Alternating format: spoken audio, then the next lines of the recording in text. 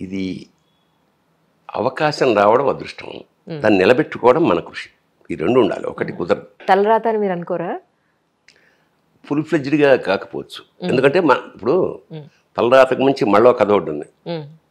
పైనుంచి పార్వతీ పరమేశ్వరులా చూస్తుంటే ఒకడు ఇలా పాటలు పాడుకుంటూ ముష్టాడు అలా పెడుతున్నాడు, చాలా పేదవాడాడు. ఏమండి వాడు పాపం నా అమ్మవారి భక్తుడండి, వాడేమో అడుక్కు తింటున్నాడు, కొంచెం వాడికి ఏమన్నా ఇద్దాం అంటే వాడు నిలబెట్టుకోడే ఈ వేస్ట్ ఫెలో అన్నాడు. నువ్వు మీరు చెప్తానేమిటి, సరే నువ్వేదో చేయంటే టైంగా ఒక కిలో బంగారం అలా పడింది. పడేటప్పటికి వీడి పాడుకుంటున్న వస్తున్న వాడికి ఓ ఐడియా వచ్చింది.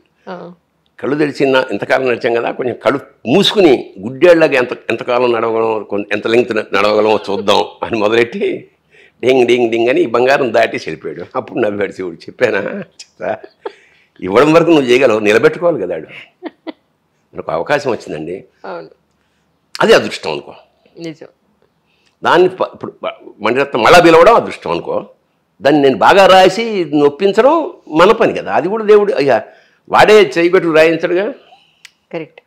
సో నీకు ఇన్ని ఇచ్చిన తర్వాత అసలు ఇంకోటి ఏమిటి, అసలు నువ్వేమి భగవంతుడు ప్రకృతి వాటెవర్ నువ్వు అడగడానికి అనర్హుడు. ఇప్పుడు నీకు కళ్ళు ఇచ్చాడు, నాకు కళ్ళు ఇచ్చాడు, అందరికీ అన్నీ ఈక్వల్గానే ఇచ్చాడు కదా. ఏది ఎక్కువ ఇచ్చిందంటే ఐశ్వర్యం అవన్నీ సంపాదించబడ్డవే తప్ప సృష్టించినప్పుడు అన్నీ ఈక్వలే కదా, అందరికీ ఒకటే కదా. నీ తెలివితేటలతోటో, నీ అందంతోటో, నీ మేధస్సుతోటో, నీ కృషితోటో నువ్వు సాధించినవే ఇవన్నీ, అంతే కదా. ఇండస్ట్రీకే, సినిమా ఇండస్ట్రీ కన్నా గొప్ప ఎగ్జాంపుల్ ఏం లేదు. 90% ఇక్కడ ఆల్రెడీ పెద్ద హీరోలు వాళ్ళని వంశపారంపర్యం పక్కన పెడితే అందరూ కష్టపడి వచ్చిన వాళ్ళు కదా. Right from megastar. ఎంత కష్టపడ్డారు నువ్వు చాలామందికి తెలియని విషయం ఏంటంటే కోట్లు తీసుకుంటారు, అంత ఉందా, ఆ పాటను ఏం చేయలే, వాళ్ళ కష్టం చూస్తుంటే ఆ డ్యాన్స్ కోసం కానీ ఫైట్ కోసం. ఇంకోటి ఒక్క దెబ్బ చాలు, జీవితం అత్తలా ఒక్క దెబ్బ చాలు. ఓ సరదాగా చెప్తాడు, రాఘవేంద్రరావు గారి సినిమా జగదేక వీరుడు అతిలోక సుందరి, అందులో నేను విలన్ వేషం, చిన్న కామెడీ విలన్. నేను చిరంజీవి గారికి టగ్ ఆఫర్ సీదే పడుతుంది. నేను విలన్ అసిస్టెంట్, విలన్ కూడా కాదు నేను. అయితే ఒక ఫైట్ సీన్ ఉంది.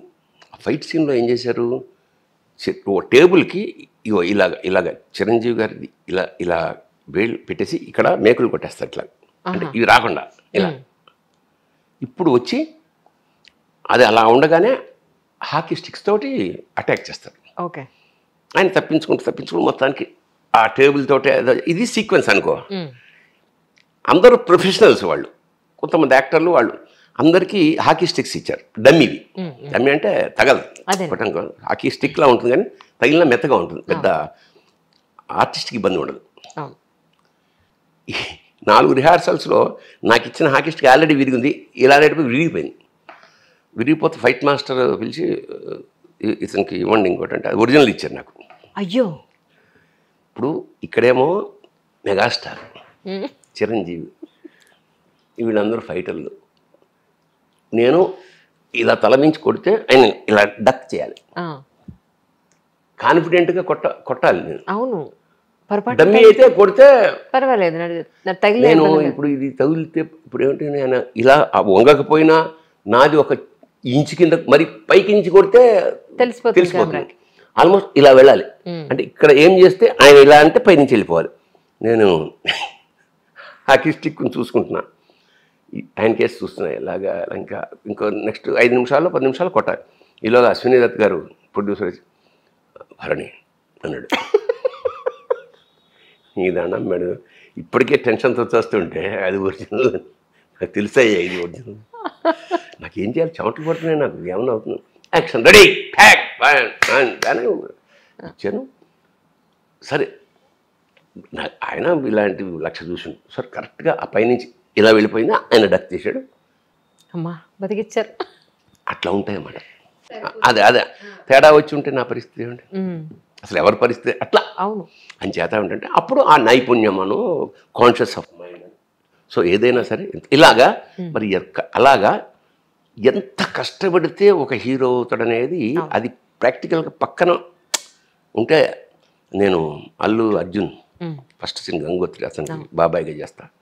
అసలు శరీరాన్ని పిండేస్తారు అది ఫైట్లో కానీ అది కానీ అలా అలా అలా అలా నైపుణ్యం సాధించుకుంటారు. సో నథింగ్ ఈజ్ ఈజీ కాబట్టి ఇక్కడికి వచ్చే అదృష్టం. ఇప్పుడు మనకి ఇంకో ఎగ్జాంపుల్ వెంటనే ఉంటుంది. పెద్ద పెద్ద వాళ్ళ కొడుకులు తరుణులు వాళ్ళ చాలామంది ఉంటారు, రాణించలేకపోతారు అక్కడ. అంతే అంటే ఏంటి, ఫస్ట్ అవకాశం వాళ్ళ పేరు తెప్పి ఇస్తారు, రెండు ఇవ్వరుగా, మూడు ఇవ్వరుగా.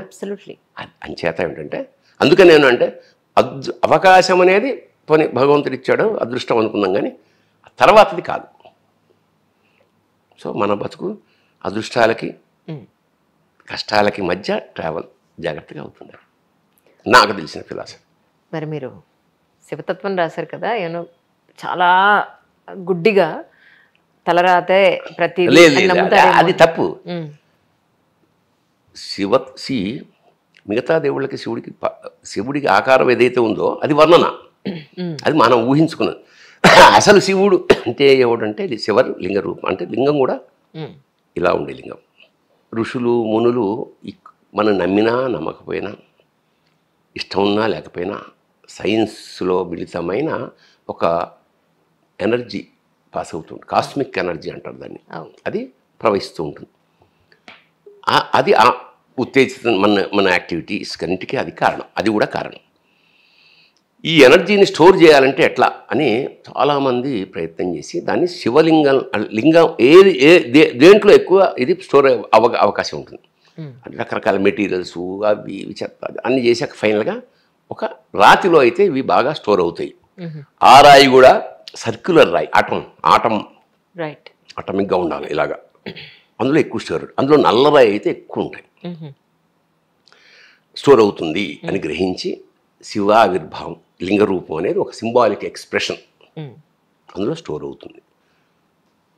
4th సెంచరీ తర్వాత దానికి బేస్ పానవట్టం అనేది అప్పుడు వచ్చింది, దాన్ని అమ్మవారు అన్నారు, అదంతా వేరే కదా. సో శివుడు ఇంతే, శూన్యం. లింగం అంటే సంస్కృతంలో అర్థం ఏంటంటే సమస్తాన్ని తనలో లీనం చేసుకునేది లింగం, అది. సో మనకి శివుడికి కోపం వస్తుంది, వెంకటేశ్వర స్వామికి తలలీలాలు లేకపోతే చంపేస్తారు. వాళ్ళు రాక్షసులు కాదు, దేవుళ్ళు, వాత్సల్యం ఉండేవాళ్ళు, మన ఫీలింగ్. సో ప్రకృతి అనేది మనకి దేవుడు, ఆ ప్రకృతిలో భాగం ఈ రాళ్ళు, ఈ శివలింగం. ఇంతే తప్ప నమ్మకానికి మూఢనమ్మకానికి కూడా తేడా ఉంది. నమ్మకం నేను ఎనర్జైజ్ చేస్తాను, మూఢనమ్మకం భయం. వెనకాల వాడున్నాడు అనేటప్పటికి నీకు వచ్చే ఎనర్జీ ఉంది చూసావా. ఇప్పుడు ఉదాహరణకి చిన్నప్పుడు ఇక్కడి నుంచి నేను చార్మినార్ దాకా సైకిల్ మీద నడుచుకుంటూ వెళ్ళాను అవసరాన్ని. డబ్బులు ₹1 లేదనుకో ఏడుస్తూ వెళ్ళాను. ప్రతి అడుగు కిలోమీటర్ లాగా ఉండేది. ఒక ₹100 జేబులో పెట్టుకున్నాను అనుకో, ₹1 ఖర్చు పెట్టకపోయినా చక్క ఉత్సాహం. సో ఇది దీని పేరు దేవుడు, దీని పేరు నమ్మకం, నమ్మకమే దేవుడు. అంచేత అన్ని పూలు మన చేతిలో ఏమీ లేవు, ఇక అన్నం పెట్టింది ఇలా కూర్చుని దేవుడు అన్నం పెట్టాడు కదా తినిపించడానికి తినిపించాడు, గంటేస్తాడు, కంచం తీసి అవసరం విసిరేస్తాడు, లేదా ఇంకోటి తినేస్తాడు. నీకు అన్నీ ఇచ్చాడు కదా, నీకు జ్ఞానం ఇచ్చాడు, మంచి ఇచ్చాడు, విచక్షణ ఇచ్చాడు, నిప్పురాయి చేసుకుని అందులో వేలు పెడితే కాలుతుందని ఇంకా నీకేం చేయాలి వాడు. ఎంతకన్నా చేస్తే బాగా డబ్బున్న వాడి కొడుకులా తయారవుతాం మనం, ఎందుకు పనికిరాకు. అంచేత ప్రపంచంలో గురువు ఎవరంటే దరిద్రం. దరిద్రం అంటే డబ్బు చాలకపోవడమే మన గురువు, అదే మనం నడిపిస్తుంది ఎనర్జీ, అదే మనకు తెలివితేటలు పెంచడానికి. కష్టాలు రావద్దని ఎప్పుడు దేవుడిని కోరుకోకూడదు, కానీ ఎన్ని కష్టాలైనా ఎలా ఎలా ఎలా తప్పించుకోలే ఆ శక్తిని నాకు ఎనర్జీ, ఫిజికల్గా కానీ మెంటల్గా కానీ. అక్కడ కదా పరిపూర్ణమైన మనిషిగా రూపొంది అది కదా. అంచేత ఆకలి అంటే ఇప్పుడు పిల్లలకి ఏమిటంటే డైనింగ్ టేబుల్ నుంచి వంటింట్లోంచి డైనింగ్ టేబుల్ రావడమే ఆకలి, ఆ స్పేసే ఆ బర్గర్కు అంతే. ఆకలి కాలిపోవడం లేకపోవడం అనే ఆ మజా ఉందే, అది నెక్స్ట్ జనరేషన్కి, అంటే అందరికని కాదు, మేము మధ్యతరగతి నుంచి వచ్చాం కాబట్టి అన్ని పనులు మేము చేసుకోవడం మాకు అలవాటైంది.